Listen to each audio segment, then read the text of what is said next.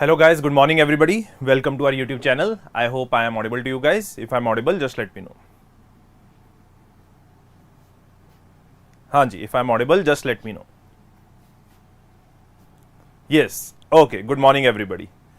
Good to see you all again, right? Or to listen to your voices. Now I'm gonna start our analysis, right? देखिए, the first and the foremost important thing that has been there in the today's newspaper, it is related to government has imposed the curbs on import of laptops and tablets. I think one thing we are very much aware that right now in this day and age of science and technology, the way the consumers are consuming the things and regarding to these electronic appliances like tablets and laptops, we have seen that our imports had very much increased and we were very much dependent on the imports, right? So as a result, our domestic sector that was basically involved in manufacturing of these tablets and of these laptops were suffering a little bit. So as a result, in this particular context, what the government has said, very important, the new regulations require that you need to have import licenses, very important, that with immediate effect related to tablets, related to laptops and related to, let's say, all-in-one and small factor personal computers. And this is gonna affect the top brands like Dell, HP, Apple laptops, but it will be a boost for the domestic sector. Very important. I think you could see over here that we can see that India imported $9,446 million worth of laptops from China. Hong Kong was a distant second. You can see over here, सबसे ज़्यादा हम import कहाँ से कर रहे हैं? We have been importing from China. Right? We have been importing from China. So as a result, in order to regulate this particular industry, we have just said that those import would be there, but it has to be there with the required license and it shall be there with the immediate effect. So as a result, in the short term, there might be that we might not be able to get the laptops that we are looking for in the short run. There could be shortage as well. Maybe prices could increase as well, but that brings an opportunity for the domestic sector. Very important. इससे opportunity मिलेगी कि हम domestic sector की तरफ कि वो अपनी production को इंक्रीज कर सकते हैं and they can let's say create a niche for themselves in the Indian market in context of laptops, in context of the small personal computers और in the context of tablets, right? So this is the most important news and this is the fact that you guys have to remember, very important, कि हम सबसे ज्यादा जो laptops वगैरह वो कहां से इंपोर्ट कर रहे हैं? We have been importing it from China. So this is the thing that we have to remember and revise. Okay. Now this second news is very, very important. It is saying over 9 lakh trees likely to be axed for Great Nicobar project. Now let me cover this particular thing in detail because it is very, very important. Now try to listen it very carefully. When we talk about Great Nicobar project, it is a 72,000 crore project. Very important. What's the net worth of the project? 72,000 crore project that basically is about installation of certain things in the Great Nicobar region. That is a very, very, we can say, important part of our biodiversity. So the things that would be coming up in this Great Nicobar project will be a transshipment port, a airport, a residential township,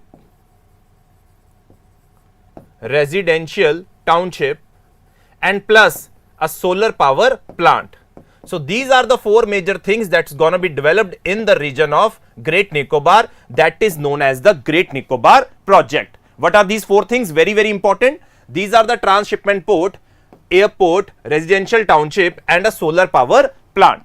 but जब इतना बड़ा infrastructure आप बना रहे हो कहां पे? Great Nicobar region के अंदर. You would be creating such a great infrastructure in the great Nicobar region, then obviously it's gonna have a certain impact on your biodiversity. It's gonna certain impact on your, let's say, the natural climatic or we can say variability would be there in certain flora and fauna. Now what is going to be the impact of this Great Nicobar project? Let's try to understand. That is the news that we have just listened to, that there would be 9 lakh trees that would be cut down.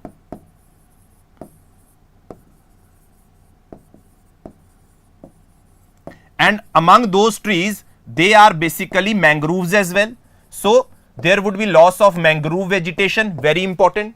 Second, it would have an impact on the coral population. It would have an impact on the coral population. Then it would have an impact on leatherback turtle as well. It would have an impact on leatherback turtle as well. So ये project है, ये इसका impact है जो हमने सामने देखने को मिला है, and it is a great impact. Now if I talk about the importance of mangroves, it is very very important. How? It combat climate change. It filters out the water.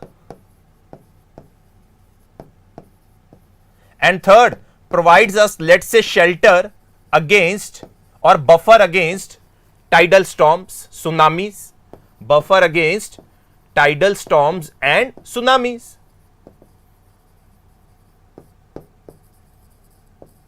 So considering the advantages that we could have in context of mangroves, but those advantages would be gone. Why? Because this would be cut down. Mangroves, it would have an impact on the corals population. Then it would have an impact on the another feature of biodiversity of Great Nicobar region, that is the leatherback turtle. But the problem is that despite these challenges, despite these environmental concerns, still this project has been given the environmental clearance. It has been given the environmental clearance, very important. And now the matter is in the hands of NGT, very important. अब ये matter किसके हाथ में? NGT के हाथ में, that is National Green Tribunal, and it is looking into the matter and trying to make sure that what are the things that they need to investigate before giving the green signal to this Great Nicobar project. I hope this point is clear to everybody कि Great Nicobar project क्या है, उसमें क्या क्या चीजें बनेंगी, उसकी वजह से क्या क्या इंपैक्ट पड़ सकता है और उसके फायदे क्या थे मैंने आपको बता दिए. And what is the situation right now, that it has been given environmental clearance, but it has been given environmental clearance under Environment Protection Act 1986 and NGT has a mandate under Environment Protection Act 1986. So this is the story that you need to understand. This is the story that you need to remember as well. Now if I talk about the importance of Great Nicobar region, try to understand that this region government wants to specifically develop for its security purpose. Very important. They want it to develop for the security purpose. क्योंकि ये security purpose important है considering how much China has become aggressive in this region of South China Sea and is trying to increase its domain in the Indian Ocean region as well. So India needs to have certain structures built for its security purpose as well. So might be government is saying that there is an angle of security that they want to use this area, but against security and development and against the thing of biodiversity and environment, there is a lot of difference, right? And there would be lot of loss of biodiversity, there would be impact of climate change that we can visibly see over here. Hanji, I hope this point is clear to everybody.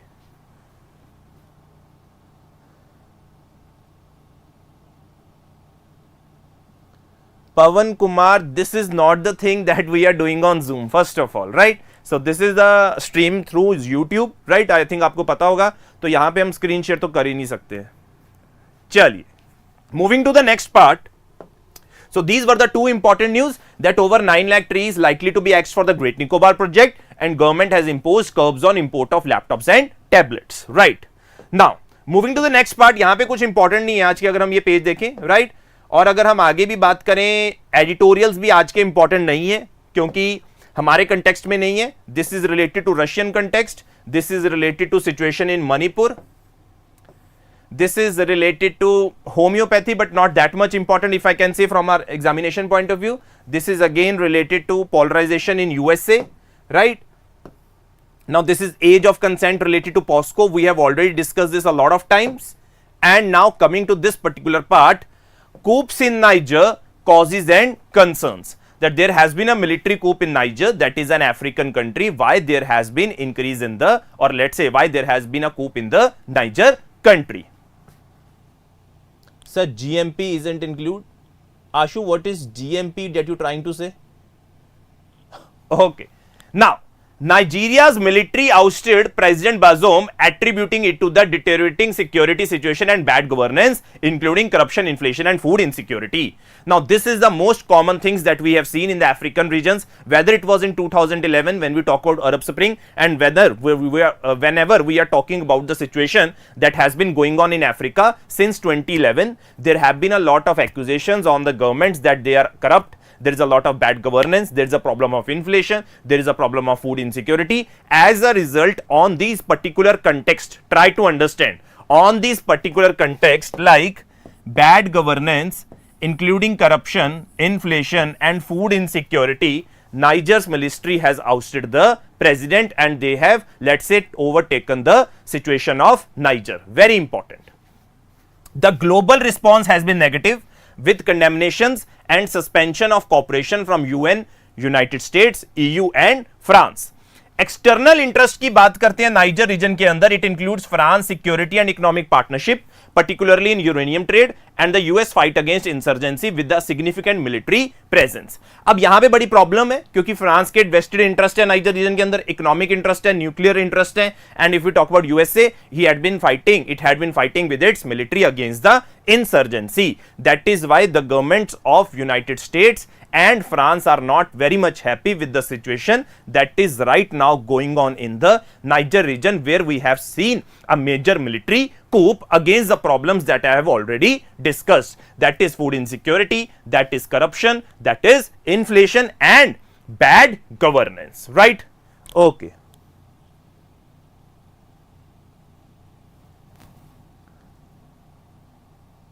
You are asking in which context, Ashu Sharma? Okay. Try to be specific whatever we are discussing over here, right? Okay. Now, the next news is, why is the biological diversity bill facing the opposition? Now, let's try to discuss it. Very, very important. Now, I will try to tell you in detail because this is very, very important. Biological diversity bill 2021. See, first of all, you need to have a certain background of this particular bill, that it is against the background of Biological Diversity Act of 2002.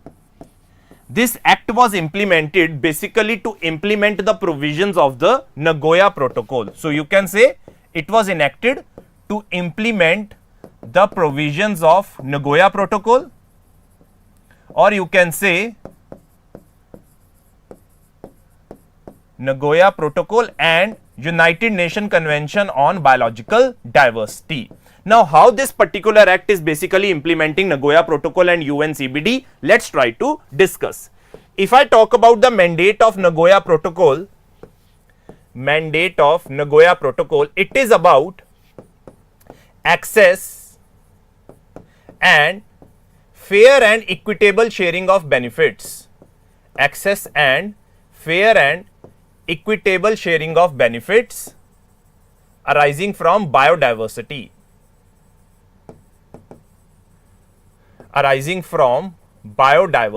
Now, let's try to consider the situation. First of all, it has two components. एक तो पहली बात है, there are a lot of companies that are coming in our country, whether they are foreign countries or whether they are Indian companies. They want to use the biodiversity over here. They want to use the local traditional knowledge that we have related to biodiversity and basically use that biodiversity for creation of certain research for certain medicinal plants.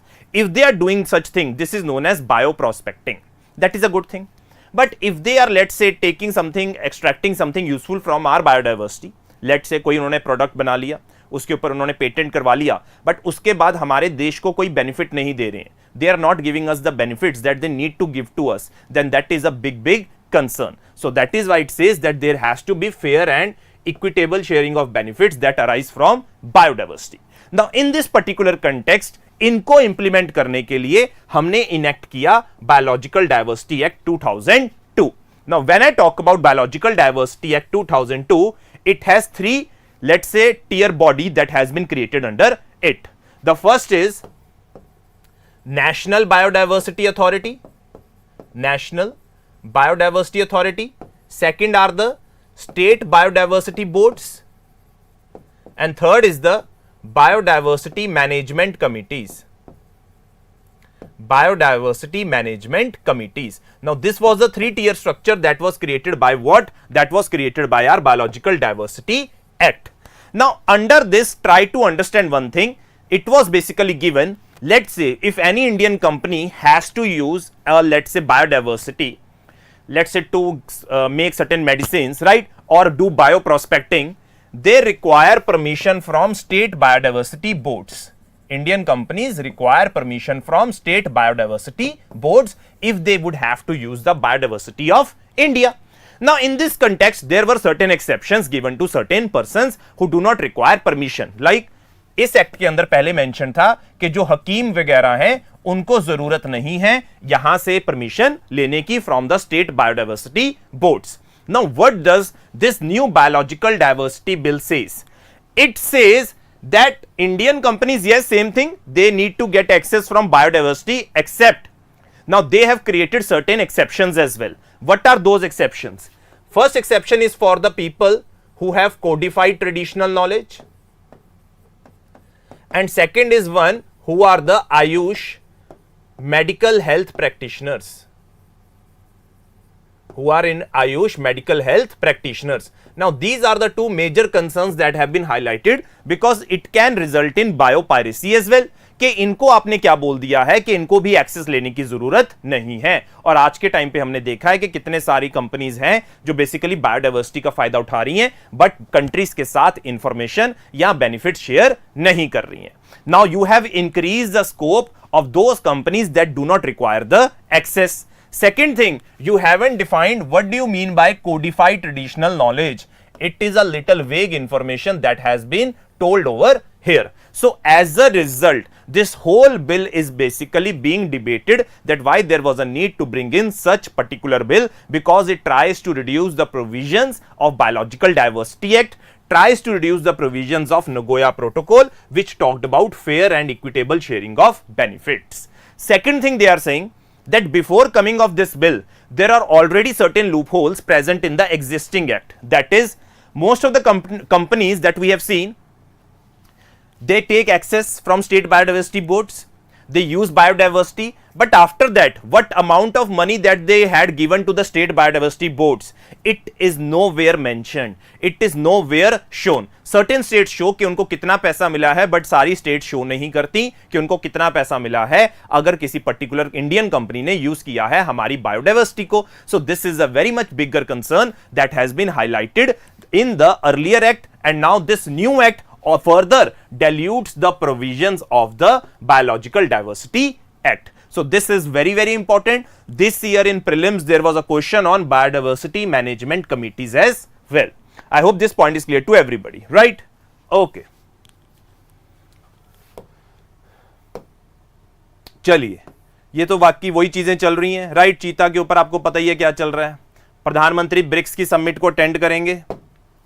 अच्छा, data protection bill among the row that has been prevalent has been now tabled in the parliament. Now let's try to see what are the various features that they have tried to highlight over here. I have already discussed these features in my previous sessions about data protection bill, but now they have given a certain flow chart type, so we need to discuss them in detail. I will read it one point one by one and we will discuss it. The first thing is that this law require companies to clearly mention to users what data is being collected and what they are being used for. So first of all, let's say I am a person who is using any particular website, any particular social media platform. There would be a certain entity, it might be a government entity, it might be a private entity that would be taking my data. So it is very important on those persons who are taking my data that for the purpose they have to state me that for the what purpose they are taking away the data and what they would be doing with the data. So I have the right to know under this particular thing, that is digital data protection bill.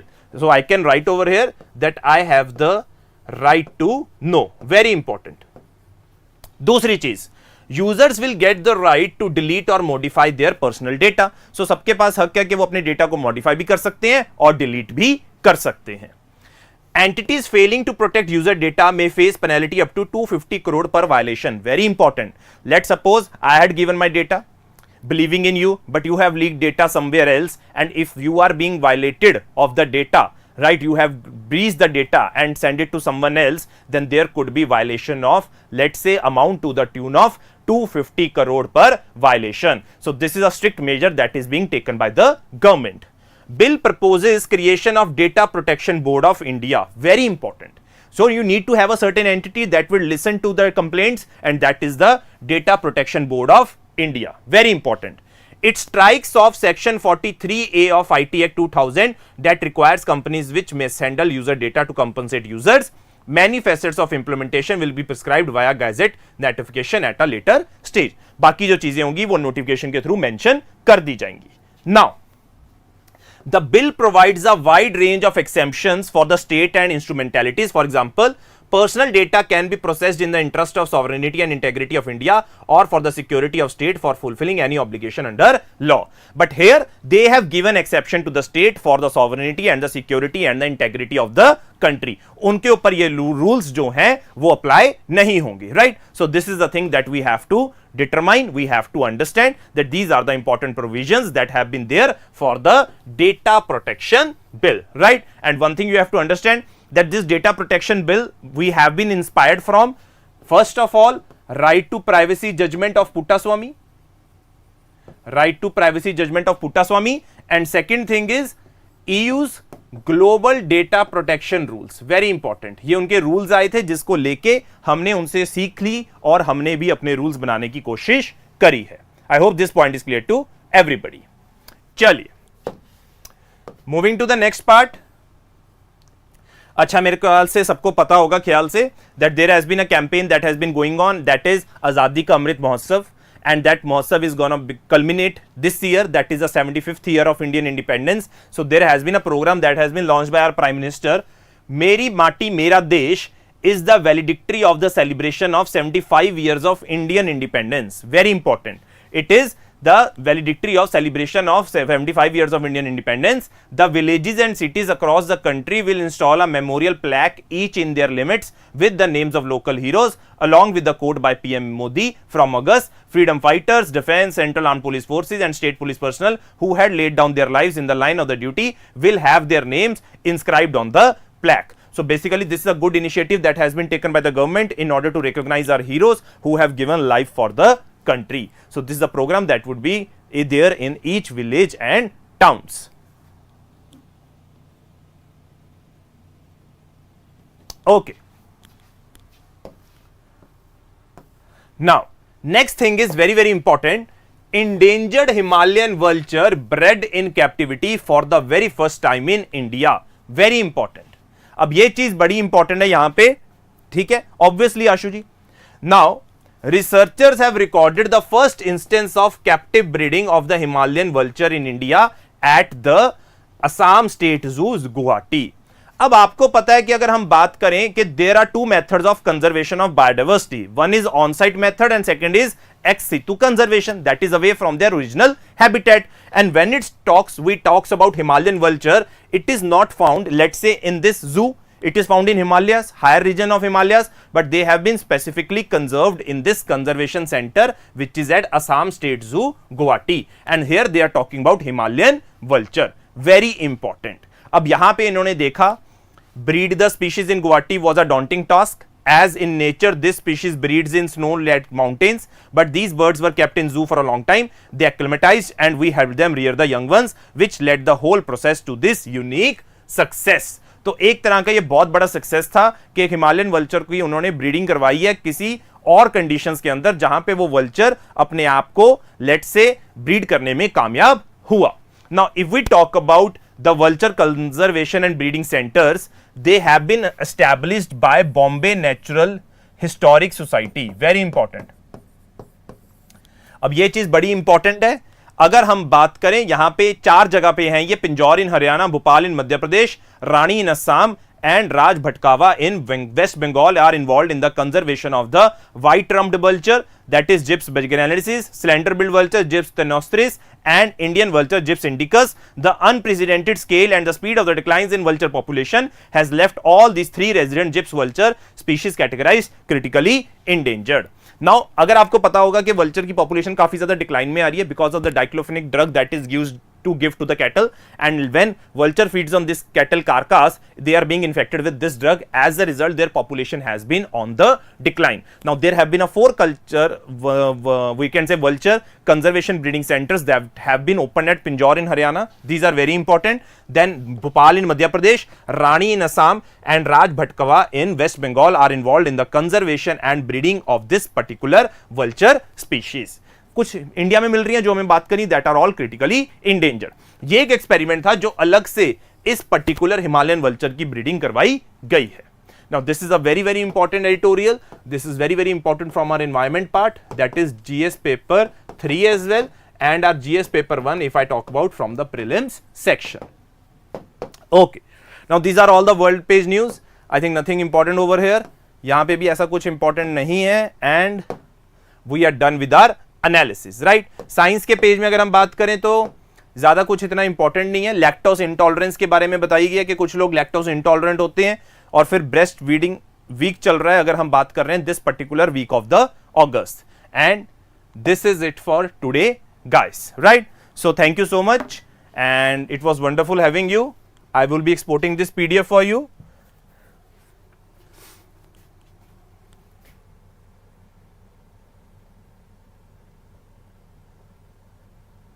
Right? Quickly tell me, today is 4th August.